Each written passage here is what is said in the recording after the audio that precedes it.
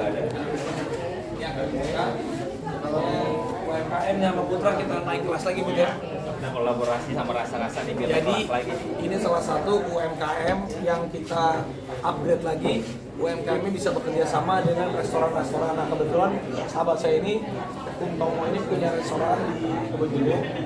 Sekarang dikolaborasikan dengan Rojo Sambal. Jadi Rojo Sambalnya tempatnya lebih bagus begini, lihat nih guys. Jadi namanya Rojo Rasa. Rojo sambal dan Rasa-rasa. Wih, keren. Oke guys, ini lagi mau ini daftarnya rapat. antusiasnya banyak nih. Pasti Rojo Rasa.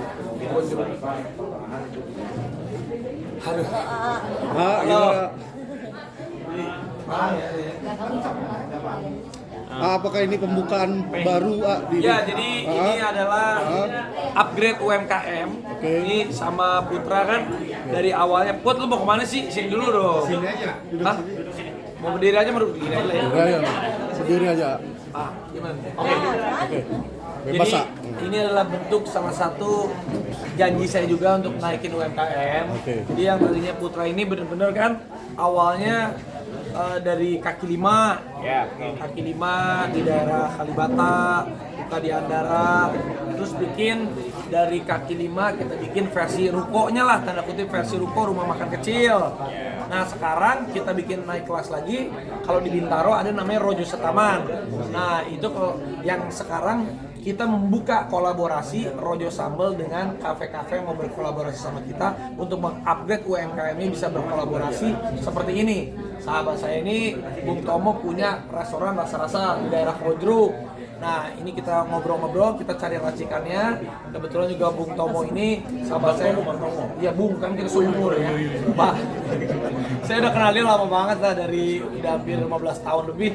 Jadi ngobrol sama Bang Tomo, Vi, ini lu kan mau naikin UMKM, gimana kalau restoran gua jadi tempat ini aja, salah satu upgrade-nya untuk berkolaborasinya, karena anak-anak muda zaman sekarang kan semua pebisnis ini baiknya zaman sekarang ini kolaborasi dan kolaboratif itu kuncinya utama. Nggak perlu kita greedy, nggak perlu kita maruk harus sendiri, semakin banyak teman, sebanyak kawan berkolaborasi lebih bagus.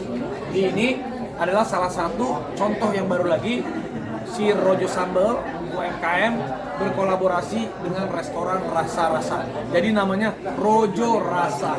Tapi ownernya beda-beda ya, A? Apa? Ownernya beda-beda ya? Apanya? Owner. Oh, ownernya jadi gini. Untuk Rojo Sambal ini kita. Oh gitu, Rojo siap. Sambal ini memang saya sama Putra lah, dia yang owner sebagai foundernya. Saya sebagai co-founder dan investornya. Jadi Rojo Sambal ini bisa berkolaborasi dengan siapa aja. Nah ini akhirnya berkolaborasi sama salah satu restoran namanya Rasa-Rasa. Jadi namanya Rojo Rasa. Ini kita akhirnya joint venture lah. Jadi ini menunjukkan bahwa biar kasih semangat buat teman-teman UMKM, jangan takut juga untuk mengembangkan bisnisnya berkolaborasi dengan pengusaha-pengusaha yang lain. Seperti ya siapapun itu silakan. Bisa kita join sama pengusaha yang lebih pengalaman atau pengusaha yang baru, nggak masalah. Karena semuanya bisnis itu semakin banyak kita punya link, semakin banyak kita berkolaborasi, pasti nggak ada ruginya sama sekali. Yang penting ya kesepakatan di awalnya semuanya baik dan niatnya baik. Nah, konsepnya sendiri mungkin diserahkan ke yang bersangkutan atau sendiri yang menentukan konsep-konsep? Ya, kalau konsep-konsep aku sekarang lebih banyak menyerahkan kepada Putra dan tim, dan juga ya aku hanya mensupervisi aja. Kalau titipan aku orangnya nggak ribet-ribet. Yang paling terpenting culture UMKM itu tetap kita jaga. Maksudnya makanya kita nggak pernah menghilangkan Rojo Sambal itu. Dari tendaan kaki lima kita nggak hilangin, ada juga ya kaki limanya tetap ada, meskipun suatu hari Putra buka di Rojo Sambal, buka di Belanda lah, buka di mana lah, tapi yang kaki limanya nggak pernah hilang. Jadi kita tetap punya pilihan. Jadi kolaborasinya kita ini sebagai bisnis kepada mitra bisnis kita banyak. Contoh mau yang mana? Mau yang kaki limaan ada. Kalau kaki lima kan bisa supaya masyarakat-masyarakat yang di daerah kabupaten, mungkin di desa-desa itu bisa makan Rojo Sambal. Oke, mau tempat yang agak rapian dikit, bisa pakai ruko dikit atau bikin rumah makan kecil. Kalau memang di tengah-tengah kota seperti ini, misalnya ketemu sama Bang Tomo yang memang tempatnya mau agak bagusan dikit, punya restoran, kolaborasi ini yuk, namanya Rojo Rasa, ataupun ada juga yang Rojo Setaman, bisa juga. Jadi kita punya banyak pilihan. Tetap kita, ini aku tuh melakukan hal ini benar-benar pengen nge-push para semangatnya UMKM. Jadi bukan cuma Putra aja, aku pengen berharap ada putra-putra yang lain yang bisa ditangkap tuh maksudnya diajak join, berkolaborasi dengan pengusaha-pengusaha ataupun dengan selebriti-selebriti untuk influencer-influencer supaya support lagi. Karena jadi ibaratnya kalau kita punya satu bisnis tapi sendirian atau punya bisnis sendirian, dibandingkan kita punya 100 cabang tapi bertiga kan lebih bermanfaatan. Semakin banyak cabang yang punya bertiga ya nggak apa-apa, value-nya lebih besar, berkahnya lebih banyak. Jadi aku seneng gitu punya mitra kayak Bang Tomo nih, dia punya niatnya baiknya. Yang aku seneng nanti di setiap hari tertentu, mungkin hari Jumat ataupun hari Minggu untuk umat Kristiani atau umat Islam, ataupun nanti juga umat-umat di hari-hari penting untuk umat-umat agama kita, mau kita kasih makanan gratis berapa porsi, tapi nggak semua kita bangkrut ya maksudnya 100 porsi, 200 porsi, dan juga supaya ini memang kita kan kelasnya UMKM, maksudnya masyarakat menengah bawah. Dan jadi meskipun ngelihat ini mereka nggak usah takut, jangan minder. Maksudnya memang tempatnya bagus, tapi harganya murah. Ada jam-jam tertentu yang memang kita kasih gratis. Jadi aku tuh pingin semua masyarakat bisa menikmati. Ada syarat-syarat tertentu nggak sih ya? Artinya biar tidak melanggar atau merugikan A sendiri. Kalau syarat nggak ada. Kalau aku tuh lebih ke feeling-feelingan aja sih kalau bisnis. Jadi mau ada orang yang hebat ataupun orang yang baru, kalau cocok satu visi ya feeling-feelingan gitu, sejalan. Kayak rata-rata sih aku ngajaknya yang kenal udah lama ya, karena aku nggak mau juga berantem atau gimana. Karena kan kalau masalah bisnis itu sehebat-hebatnya orang, misalnya kayak mungkin aku ada nama besar, ya bisa aja toko yang ini laku, toko yang ini belum, ataupun bukan yang nggak laku tapi belum laku, ataupun ini kan beda-beda. Jadi aku kasih pengertian yang namanya bisnis itu ya, setiap orang bisnis itu harus ada berani, ada untung rugi ataupun tahan dulu atau gimana, itu sih. Lagi-lagi menambah pundi-pundi kamu nih dengan membuka Rojo Sambal itu gimana nih? Sebenarnya dengan membuka cabang ini bukan kita dapat untung banyak, justru untungnya kita puterin lagi. Jadi aku mengajarkan juga, berbagi pengalaman lah, bukan ngajarin juga sama Putra bahwa kalau kita punya uang itu nggak usah kita lagi ada uang, jangan kita habisin. Kalau kita melihat opportunity bisnis kita berkembang, nggak apa-apa, kita harus sisihkan beberapa buat mengembangkan bisnisnya. Jadi belajar menabung di investasi, belajar menabung di roadmap prospektus apa yang mau kita kembangkan bisnis kita. Jadi mungkin sekarang kalau kita punya uang 100 juta, kalau kita habisin ya habis, tapi yuk 100 juta ini kita puterin lagi supaya 5 tahun 100 jutanya jadi 10 miliar gitu. Yang 1 miliar jadi 10 miliar gitu. Biar semangat. Jadi harus semuanya ada pengorbanannya dan kesabaran, ketekunan gitu. Bang Adi sendiri mungkin ada cerita apa Bang Anto untuk bisnis ini sendiri bareng Iya, bisnis ini udah direncanain udah lama ya, cuma diniatin, kebetulan sekarang udah jadi. Jadi aku senang juga sih dapat partner sahabat sendiri. Dulu juga kebetulan waktu di basket, tim aku punya basket, Trans Basket. Beliau juga sempat jadi vice presidennya lah, vice president. Cuma sekarang dia lagi mau mengabdikan dirinya untuk negara. Jadi ya kemarin udah fokus di dapilnya dia. Tapi ini juga salah satu yang memang buktinya dia juga bahwa dia pengen kasih tempat yang bagus, tapi semua orang masyarakat tuh bisa merasakan. Ini nggak berhenti buka usaha, kemarin di Paris juga, terus buka tempat hiburan juga, ini nggak takut rugi ya? Kalau rugi mah pasti, kalau bisnis itu ada untung, ada rugi. Ya sama kayak hidup kita. Hidup kita kan ada sehat, ada sakit, ada flu, ada pilek, ada batuk, ada lagi lari, ada lagi mati ujung-ujungnya juga. Jadi ya sama lah, itu seperti bisnis yang namanya roda kehidupan itu, segala sesuatunya ya itu alamiah terjadi. Jadi nggak usah takut rugi, jangan sombong kalau lagi untung. Ya biasa-biasa aja semuanya. Kalau lagi untung, ya gunakan keuntungan itu menjadi muter lagi uangnya dan jadi berkah. Kadang juga kalau kita dapat untung, kita lupa diri, habis uangnya bingung lagi nanti. Ada juga orang lagi bisnis rugi dikit stres gila itu ada ya, semuanya itu memang harus kita lewati. Tanggapannya banyak antusias yang melamarnya. Iya, yang lamar banyak. Tapi bener ya, yang sama Putra ini fenomenal loh. Si Rojo sama ini fenomenal banget. Kita tuh belum setahun ya? Belum setahun tuh udah hampir 30 cabang. Tapi ya Antusiasnya banyak. Itu yang aku seneng. Jadi ya mungkin banyak Bentar brand-brand lagi lain. kita 1 tahun menuju waktu kita kerjasama di Kalibata. Itu bulan apa sih? Februari, bentar lagi 1 tahun. Bentar lagi 1 tahun. Jadi waktu itu kan di Kalibata kan dari Februari yang tanda tangan itu ya. Februari, abis itu kan belum buka lagi.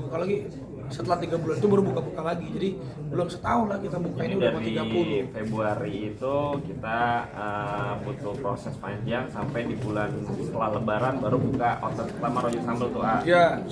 Kita bulan Mei itu outlet pertama di Jagakarsa Rojo Sambal. Setelahnya baru ekspansi terus sampai sekarang. Jadi aku juga apa ya, nggak terlena juga bisa dapat kerjasama sama Putra gini terus aku buka lagi, maksudnya aku ambil lagi putra-putra yang lain, takut nggak kepegang. Jadi ini aku punya tanggung jawab moral juga sama Putra. Ya udah, gue setia dulu sama Putra, bener-bener aku gedein dulu, makanya aku tempelin sama teman-teman aku kayak Bang Tomo, terus ada teman aku si Rajiv, juga teman-teman aku lah yang memang aku gedein dulu. Nah, tapi aku berharap mungkin aku tuh senang kalau mensosialisasikan ini lagi ada ya wartawan ataupun ada lagi di sosmed aku, supaya itu ada UMKM yang rasanya enak, yang mereka juga mungkin masih di daerah-daerah yang masih minim akan pengetahuannya untuk mengembangkan bisnis atau minim linknya. Ya mudah-mudahan ada teman-teman artis yang lain, teman-teman investor yang lain bisa melakukan hal yang sama seperti ini. Itu sih maksudnya aku sih, hanya itu aja, karena kan aku nggak mungkin udah ada Putra terus aku cari Putra kedua, Putra ketiga, 4 yang ada ntar nggak fokus, malah akunya mencontohkan yang kurang baik, takutnya mau disebutnya wah greedy nih gini. Kalau aku makanya berharap tuh ya makasih buat Bang Tomo, ada teman-temanku yang lain mau gitu. Aku kan satu-satu presentasi nih, bro, gua ada ini bro, ini enak banget bro, ada bener-bener dia dari pedagang kaki lima, aku ngejelasin ini dia begini, storynya gini, karakternya juga selain bisnis itu, selain makanan enak, karakter ownernya juga baik, orangnya juga nggak ini, kayaknya kita bisa support dia. Gua kan ngejelasin satu-satu Dan benar-benar enak makanannya. Iya. Bukannya dibikin gimana-gimana, memang bener enak gitu. Aku bisa pesen buat di kantor dari Jakarta Barat ke Andara itu 10-20 bungkus sama segala macam buat dimakan untuk dikirim doang ya. Gitu. Memang bener-bener enak, bukan yang bohong atau gimana memang. Terus Putra juga enak diajak kerja sama. Betul, itu paling penting itu. Jadi ya buat teman-teman yang baru memulai usaha itu, memang kadang investor-investor atau mitra-mitra yang seperti mereka-mereka ini melihat itu, satu iya jelas produknya dulu, produknya enak gak. Yang kedua adalah si foundernya, karakteristiknya. Kalau kita pun kan invest ini kan kedua nih, ke barangnya sama ke orangnya. Kalau orangnya nggak bisa dipegang, orangnya sombong, orangnya nanti kayaknya nih orangnya lupa diri, susah nih diajak komunikasi lah. susah juga kan. Jadi bener-bener makanya yang namanya bisnis itu memang berbisnis itu sama sesuai dengan karakter hati kita. Kita juga harus baik barangnya, baik juga karakter si founder. Kemarin kan banyak ada kuliner, ada hiburan segala macam. Terus kemarin sempat ada woro-woro terkait kenaikan pajak hiburan 20%. Raffi sendiri kalau sama situasi-situasi yang gitu khawatir nggak sih sebagai pengusaha? Terus solusinya kayak gimana sih? Ya kalau pajak hiburan sebenarnya aku tuh baru bisnisnya satu sih yang hiburan itu ya, yang lainnya kuliner. Jadi aku sendiri masih belum terlalu memahami gitu, karena aku sisanya ya jadi artis, buka restoran, yang hiburannya ada satu doang sih, bukan di Peak itu juga, tapi kan rame-rame ya.